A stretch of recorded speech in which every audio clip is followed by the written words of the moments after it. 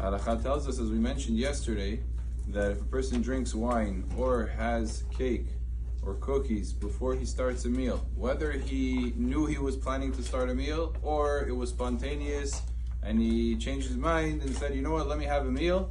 In all of those cases, even if he had the amount of wine or the amount of cookies and cake that require a Beracha Acharona, he does not say Beracha Acharona. Because he's entering into a meal, and that meal will have a Birkat HaMazon, that Birkat HaMazon will go back and cover everything that he ate even before the meal, and we say Safek Bachot Le'akil.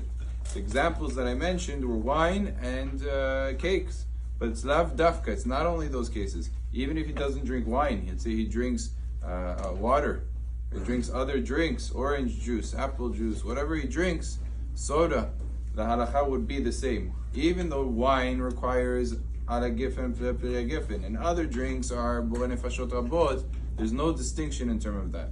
And the same thing is true. We don't just say by mizonot, like for example cakes and cookies, but we also, if he were to have fruits, or he was to have vegetables, or other things of that nature, he also would not go ahead and say a Beracha Acharona before he's starting the meal. So in general, the conclusion of the halacha is, no matter what he basically eats before the meal, he's not going to say a Beracha Acharona if he's about to start the meal. If it's, let's say, within 15-30 minutes of starting a meal, he should not say a Beracha Acharona, but it was a mistake to have that amount.